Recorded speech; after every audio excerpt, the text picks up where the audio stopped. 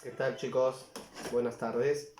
Soy el profesor Martín, la tercera clase de personal social, sexto de primaria. El tema que corresponde hoy es sobre la vida política, población y educación en el siglo XIX. ¿Qué estamos estudiando? ¿Qué periodo de la historia estamos estudiando? A ver, ¿quién levanta la mano? Edu, ¿tú? ¿No? Aldair. ¿Quién me dice? Muy bien, todos saben, todos quieren contestar, imagino, ¿no? Muy bien, la época republicana. Antes de ingresar con el tema, tenemos que empezar como siempre, empezamos mi clase dándole las gracias a Diosito, ¿no? Le agradecemos a Diosito por estar vivos, por que estamos con nuestras familias, porque eh, tenemos que comer, porque tenemos un techo donde vivir, hay que agradecerlo todo. Siempre hay cosas que agradecer, ¿no? Sobre todo a Dios, que es el que nos da todo.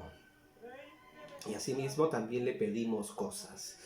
Dios escucha a los niños. Ustedes todavía son niños, tienen el corazón de niño, ¿no? Entonces, Florentino, tú, ¿no? Niñitos, ¿no? Tienen el corazón puro. No hay maldad en ustedes, yo los conozco, chicos. Dios los va a escuchar más a ustedes. ¿Qué les vamos a pedir? Que cuiden a sus papitos, que cuiden a sus abuelos, que cuiden al país, que nos libre de esta epidemia que estamos viviendo, que encuentren una cura, una vacuna, algo que haga que deje de morir tanta gente. Todos los días vemos en las noticias cómo están las cosas. Por eso no podemos salir. Ustedes al no salir están cuidando a sus papás y están cuidando a sus abuelos. ¿No? No saliendo. Yo sé que es un esfuerzo más para ustedes porque son chicos y quieren estar fuera. Pero así los cuidamos. Cuidamos a quienes nos cuidan. Bueno, primero es Dios, ya le agradecimos a Dios. Ahora después de esto vamos a tratar el tema que vamos a ver esta semana.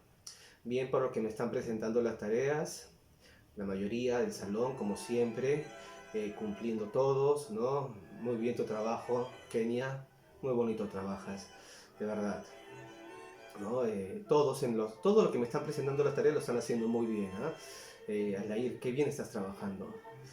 Hay algunos otros que todavía no me presentan tareas. ¿No? Voy a empezarles a escribir para ver qué está pasando. ¿Está bien? Bueno, no es para llamar la atención. Voy a parar un poco con las tareas. ¿Está bien? Quiero dejarlos, no sé qué está pasando, por eso voy a escribirles para que me expliquen. Pero vamos avanzando igual porque tenemos que avanzar. Estamos diciendo que estamos trabajando en la época de la República. Estamos en el siglo XIX. La clase primera que vimos fueron sobre los inicios de la República, cómo era la vida en los inicios de la República. La segunda clase que vimos fue el momento que tuvo este país, el primer momento que este país tuvo mucho dinero. Ese momento fue, muy bien, ¿quién me responde? ¿Tú, Bianca? Muy bien, la era del guano, ¿me dijiste? ¿Escuchaste acá? ¿No? ¿Sí? Muy bien. Eh, la era del guano. Marjorie, ¿tú? ¿Cómo estás? ¿Todo bien? Bueno, chicos, vamos a empezar. Nos habíamos quedado, después de hacer todo lo que hablamos sobre la era del guano y la guerra con España, la de 1866.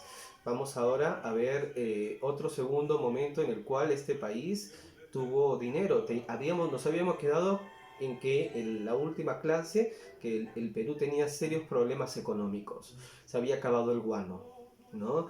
Pero este país tiene la suerte de tener recursos naturales en abundancia, ¿no? Habíamos visto el guano, ahora vamos a ver la época del salitre, después minerales, a la época de la anchoveta. Este país Diosito le ha dado muchos dones, ¿no? El problema es que no hemos sabido aprovecharlos. Para eso estudiamos la historia, para no volver a repetir los errores del pasado. Empezamos la clase del día de hoy sobre política, población y educación en el siglo XIX. Empezamos. El primer partido político. El primer partido político va a ser el partido civil. Se les va a llamar los civilistas, ¿no? ¿Qué es un partido político? En la actualidad hay partidos políticos. En las últimas elecciones ganó el Pescadito, ¿no? El FREPAP, tiene el Partido Morado, hay el Partido Aprista, el Partido de Fujimori, hay el PPC, hay diversos partidos políticos. Una democracia se caracteriza por tener partidos políticos, ¿no? En los partidos políticos, las personas que piensan distinto se ponen de acuerdo. Para eso sirve la política. La política es para que las personas se pongan de acuerdo sobre un tema de particular. Sin política no hay democracia. Sin política no hay república. Tenemos que entender que la política es indispensable para la construcción de una sociedad republicana. Entonces, estamos de acuerdo con que existan partidos políticos, aunque piensen distinto de nosotros. Igual tenemos que dejar que estos partidos políticos existan, ¿no? Y que la gente se manifieste si es que quiere votar por ellos, porque si no, ¿cuál es la otra solución? La otra solución es que vengan a alguien y que te quiera imponer por la fuerza las ideas. Y las ideas no se imponen por la fuerza. Las ideas se imponen, ¿no?, en el consenso. Para eso sirven los partidos políticos. Tienen una función fundamental para todas las democracias modernas. Sin partidos políticos no hay democracia. Y tenemos que defender los partidos políticos. Les vuelvo a repetir, aunque no pensemos como ellos, ¿no? Tenemos que defenderlos porque la gente vota por ellos. Y es el voto de las personas. Yo siempre soy, y les cuento, tengo la suerte, quizás, siempre me eligen de presidente de mesa. Todas las elecciones, hace 10 años soy presidente de mesas acá en La Perla, ¿no? Y yo verifico y voy contento, tempranito, me quedo hasta la noche contando los votos de la gente de mi distrito y peleo porque todos los votos de las personas sean reconocidos. ¿Por qué? Porque es la democracia, es el precio que tiene el vivir en una democracia. Soy parte de ello y necesito que las personas se manifiesten, aunque yo no piense como ellos. Tengo que hacer respetar el voto de esas personas, ¿no? Entonces, la democracia funciona así. Todos elegimos y podemos ser elegidos. Como le digo, yo siempre soy, no sé por qué, 10 años. Hace 10 años soy presidente de mesas en todas las elecciones. Realmente que el colegio donde yo voto queda una cuadra de mi casa, ¿no? Voy, me quedo todo el día hasta que hayamos hecho todas las lecturas de los votos de las personas, ¿no? Para eso sirven las elecciones. Y los representantes de las personas están en el Congreso. Yo estoy muy contento cuando me eligen presidente de mesa. Bueno, sigamos, ¿no? El primer partido político de este país va a ser el Partido Civilista. El Partido Civilista estuvo integrado por acaudalados propietarios, hacendados, ¿no? Era de gente de mucho dinero. Hacendados era de la gente que tenía haciendas, ¿no? Y comerciantes de las principales ciudades de este país, de Lima, de Trujillo, de Arequipa, de Cusco, de Puno y de la Sierra Central, así como también por intelectuales, profesionales y universitarios, ¿no? La gente entendía para qué funcionaba un partido político y su importancia, y se empezaba a inscribir en este primer partido político, que se va a llamar el Partido Civil, que se le va a llamar a ellos los civilistas. Es el primer partido de nuestra historia. El civilismo fue un proyecto político que tuvo como lema república práctica, república de verdad. Eran pragmáticos, ¿no? Tenemos que ser pragmáticos. Nos encontramos en una crisis económica, tenemos que ver cómo sacamos dinero. pero también vamos a encontrar que cometió graves problemas. Ahora lo vamos a explicar. Aspiraba al orden social, el respeto a las leyes y el progreso económico, ¿no? Orden social. Sin orden social no hay desarrollo.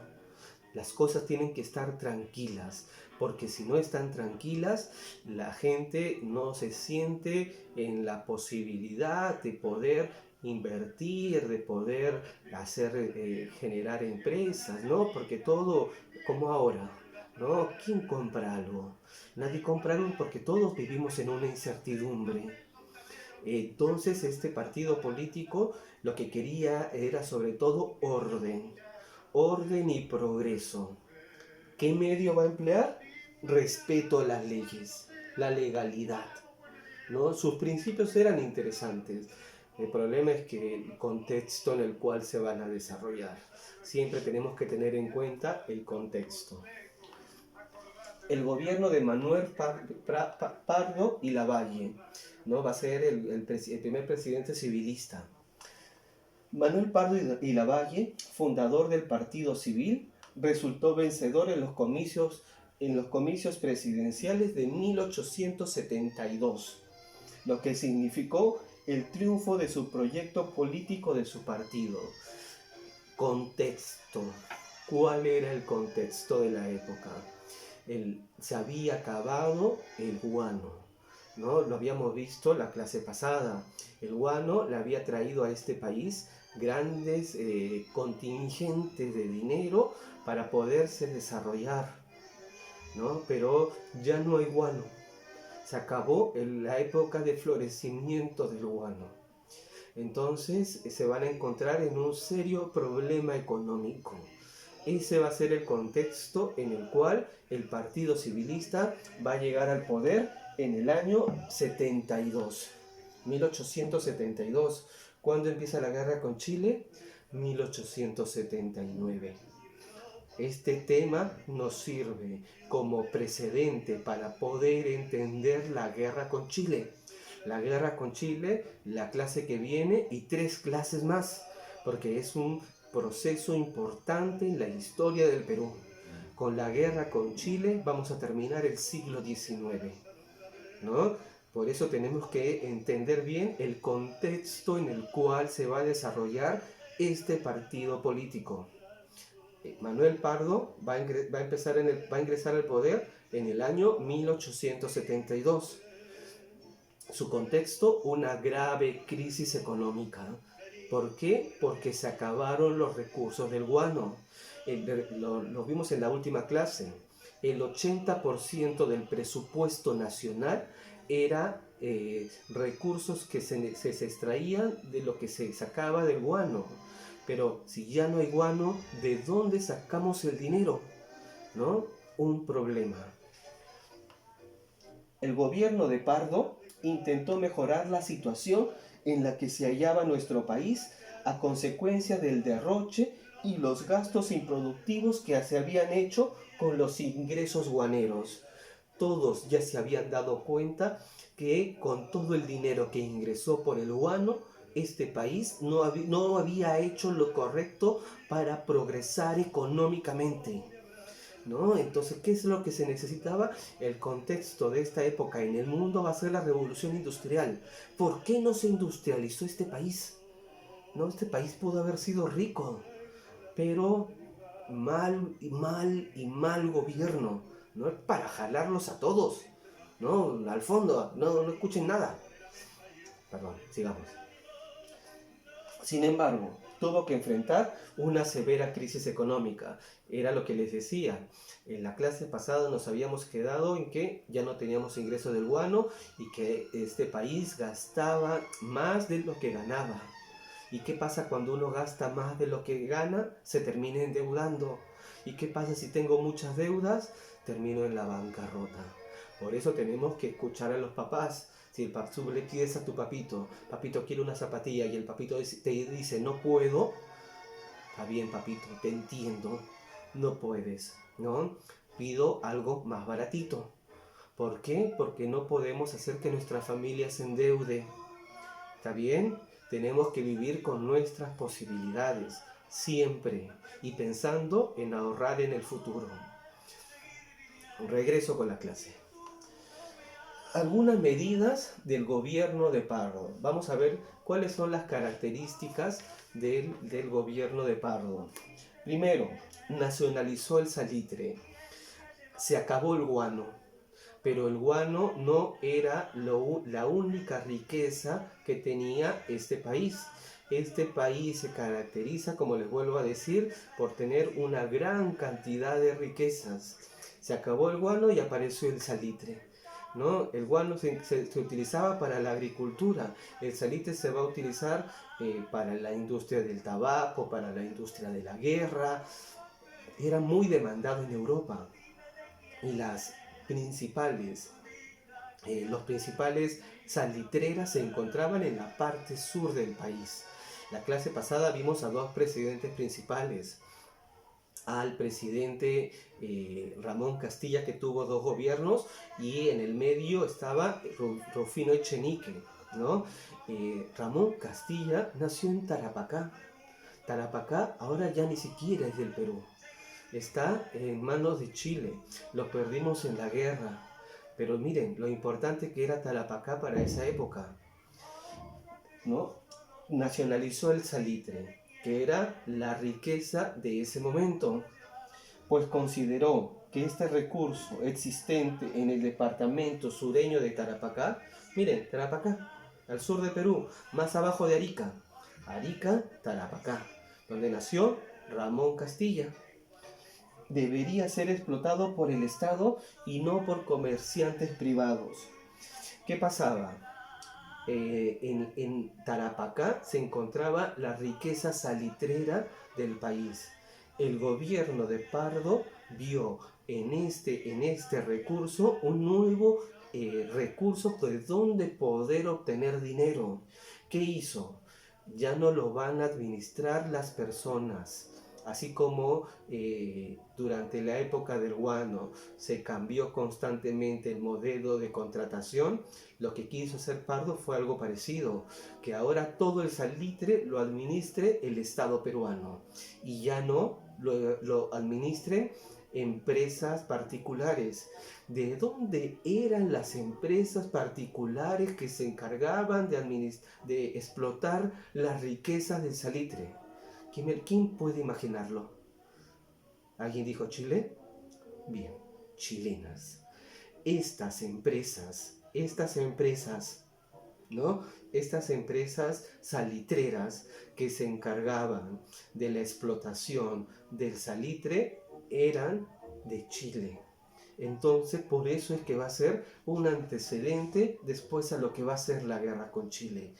El Perú le va a expropiar a Chile o a los comerciantes chilenos los que explotaban en el salitre, y lo va a empezar a administrar el Estado. Va a haber un problema enorme ahí porque no va a saber bien cómo administrarlo. La mayor parte, como le digo, de empresas eran administradas por el gobierno por empresas chilenas, perdón.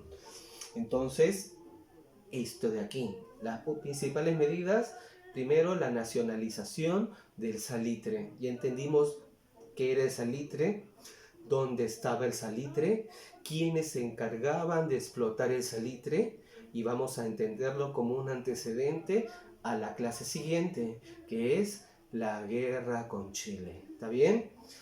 Ni siquiera éramos vecinos de Chile.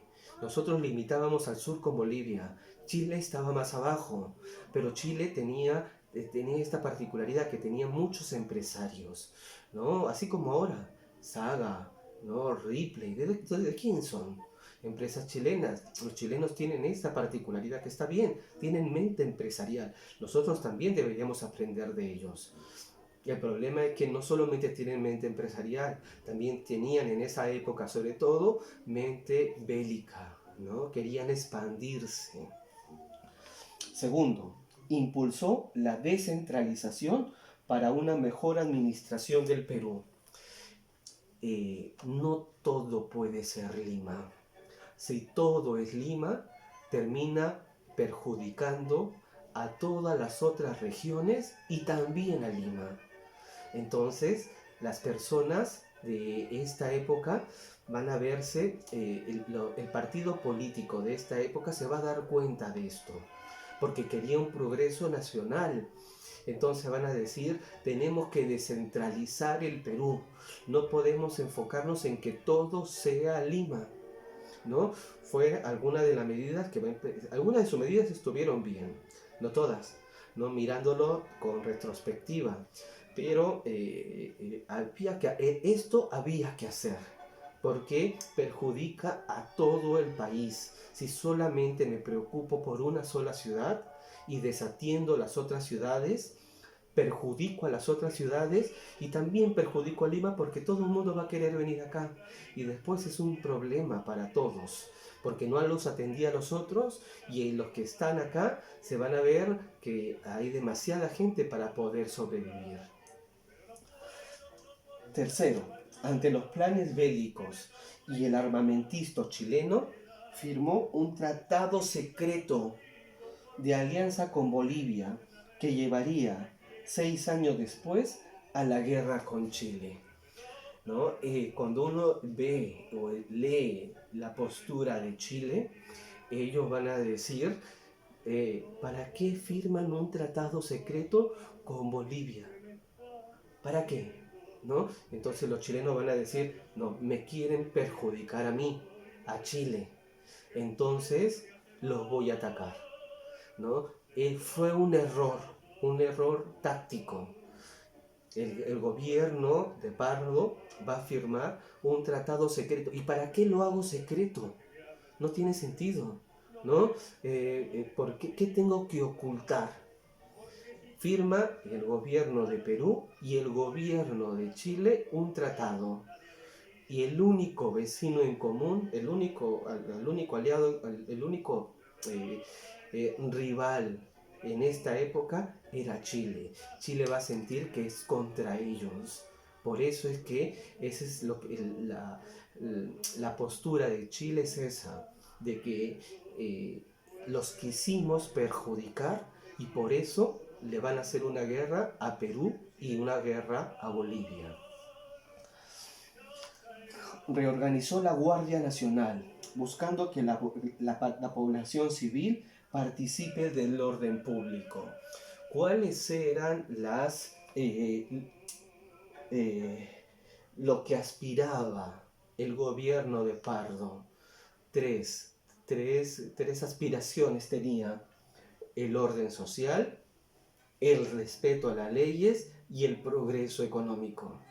Lo que este gobierno quería era orden público. Basta de militares que se estén levantando en este país. Orden. Necesitamos orden. Porque si no hay orden no se puede avanzar. Es como en la escuela. No pongas a pensar en la escuela. Si están haciendo bulla todo el tiempo, si están corriendo y no están escuchando la clase del profesor, no se puede avanzar. Un país es igual, necesita orden, ¿no? Eso es lo que buscaba el gobierno de Pardo, que haya orden para poder superarnos, ¿no? ¿Para qué? ¿Cómo el orden? A través de la reorganización de la Guardia Nacional.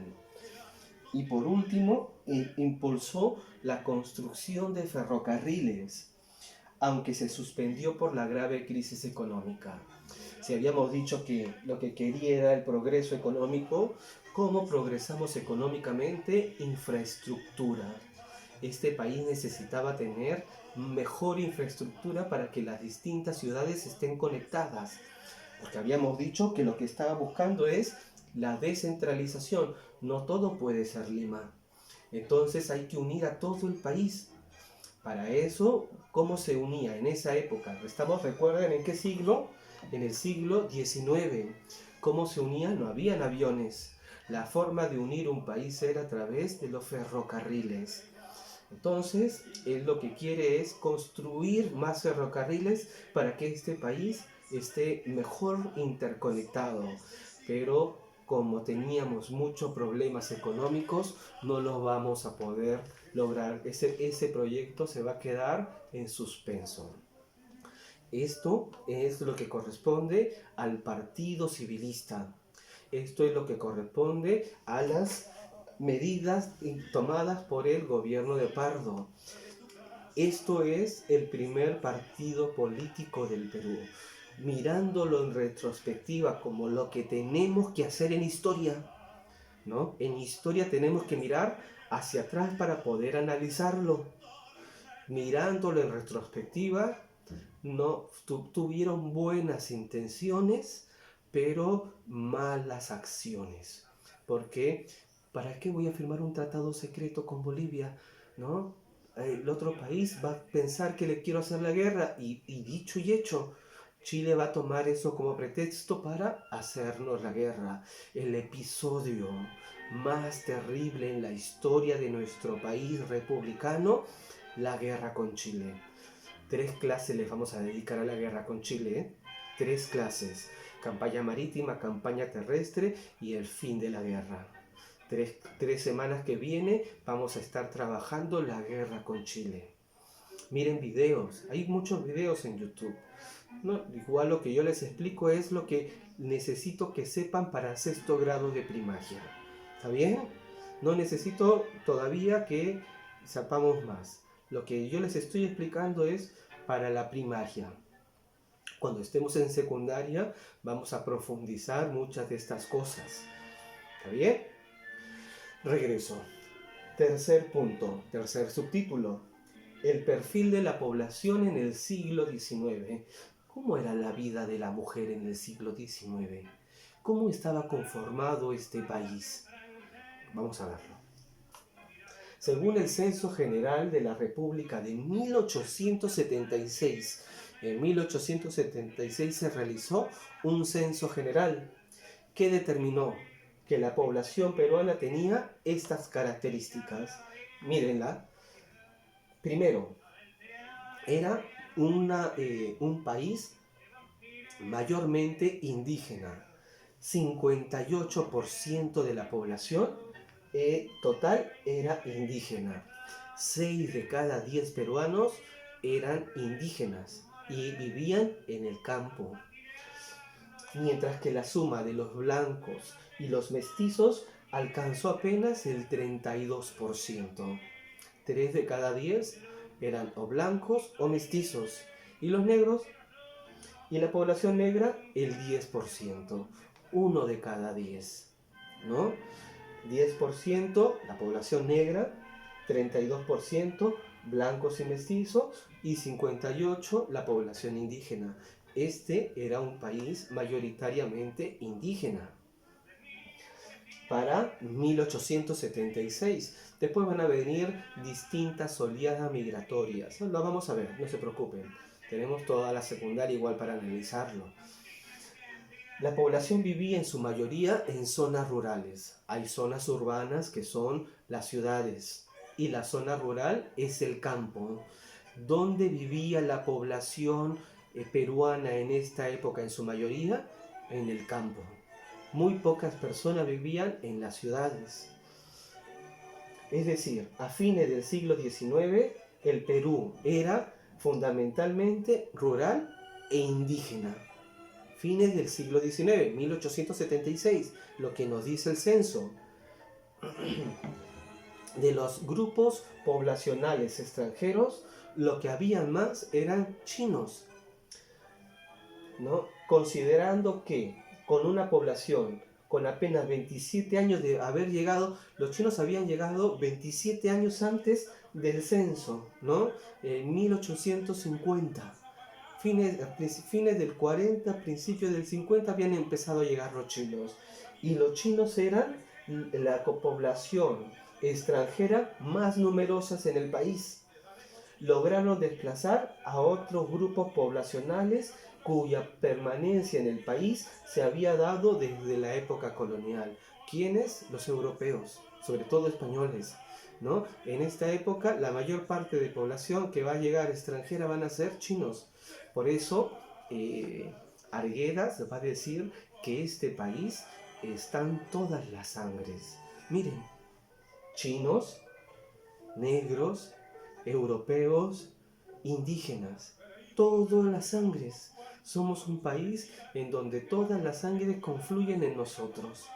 Es un país muy rico, por eso tenemos una cocina tan rica, ¿no? Porque hay influencia de todo el mundo, de Europa, de China, de Japón. No hemos tenido hasta un presidente que ha venido de Japón, ¿no? Y aparte de la propia gente de aquí, de lo indígena. Todo se ha combinado y ha creado este país que es el Perú. Un país rico, multicultural, multiétnico. Miren todas las cantidades de poblaciones.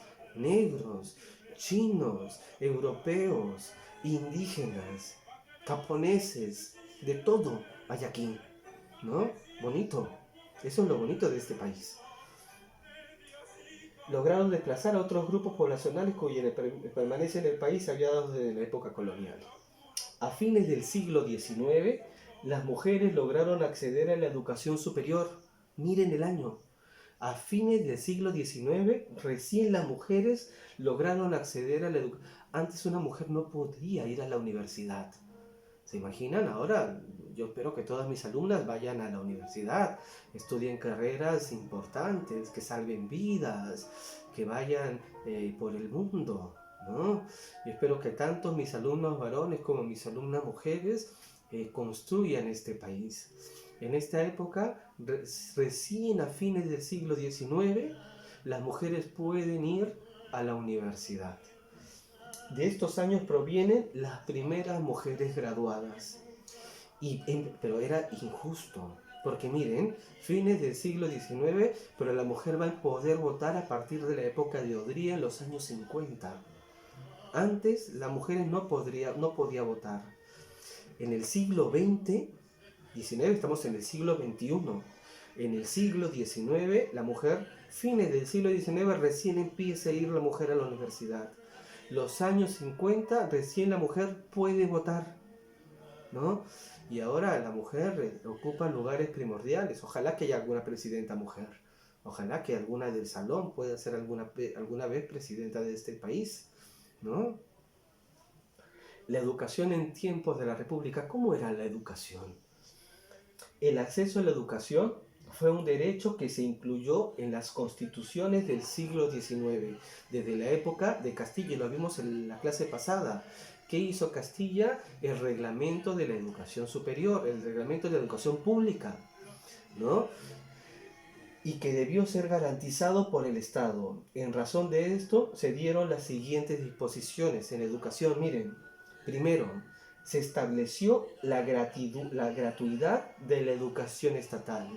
Solo existía educación pública, la impartía el Estado, ¿no? En todos los niveles. El Estado era el único que podía impartir educación.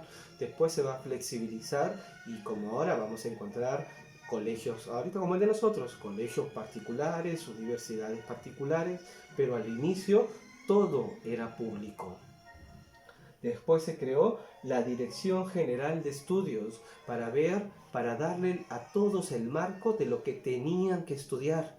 No era que cada uno podía hacer lo que quisiera. Yo no enseño lo que me da la gana. Yo me sigo a las normas que me dice el Ministerio de Educación de mi país. Yo hago todo de lo que me dice el Ministerio de Educación. Sigo las disposiciones del Ministerio de Educación. ¿Cuándo va a empezar esto? Miren, aquí, en fines del siglo XIX. Se crearon los colegios para la formación e instrucción de las niñas. Recién aquí las niñas van a empezar a tener educación, ¿no? Antes no se podían educar. Y por último, se incentivaron nuevos métodos de enseñanza. La educación era más estricta, más rígida que ahora. A mi mamá le agarraban, da por la mano, le golpeaban y le golpeaban. En esta época era bien duro ser estudiante, ¿no? Porque los profesores agarraban y la letra con sangre entra, ¿no? Eran salvajes. ¿no? Terrible en esta época, pero es parte de la historia, no podemos juzgarlos igual con lo que estamos, con las cosas que tenemos ahora, no se puede juzgar el pasado, no podemos ser tan injustos. Eran las medidas de la época, era otra época, otro mundo, otra sociedad. Esto es la clase del día de hoy, ¿no? Hemos visto el primer partido político, los civilistas, el gobierno de Pardo y Lavalle, lo que quería, el contexto en el que estaba, la crisis económica, el momento del salitre, otro momento que va a tener mucho dinero o van a ingresar muchos recursos, lo que quería el presidente Pardo. Hemos visto cómo la educación se va a empezar a dar tanto para varones como para mujeres, una mayor amplitud de los distintos estratos sociales, distintos grupos sociales dentro de lo que va a ser el Perú. Hemos visto cómo estaba conformado el país, indígenas, blancos, mestizos, negros, chinos, un país, como nos dice Argueda, de todas las sangres. Esto es la clase del día de hoy. Y la siguiente clase va a ser sobre la guerra con Chile. ¿Está bien? Como les digo, no les estoy dejando mucha tarea, pero necesito que me vayan creando mapas conceptuales. Solamente eso, mapas conceptuales de cada una de las clases para que después las puedan estudiar. Bueno chicos, espero que estén bien. Cualquier pregunta me la hacen llegar. Muchos tienen mi WhatsApp, si no me mandan mensajitos por la plataforma. Espero que estén bien y que tengan una bonita semana. Nos vemos la semana que viene con la guerra con Chile, ¿no? Un capítulo terrible en nuestra historia.